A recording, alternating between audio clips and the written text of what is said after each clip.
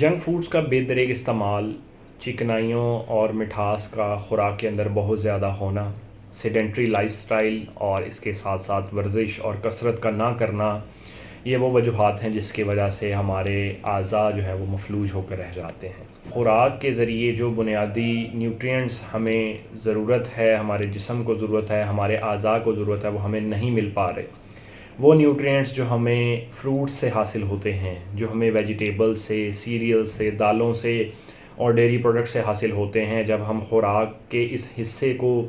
replace कर देते हैं जंक फूड्स के साथ, तो ये nutrients for example multivitamins, B complexes और फैटी एसिड्स वगैरह हमें मिलना बंद हो जाते हैं, जिसकी वजह से हमारी सेहत अल्टीमेटली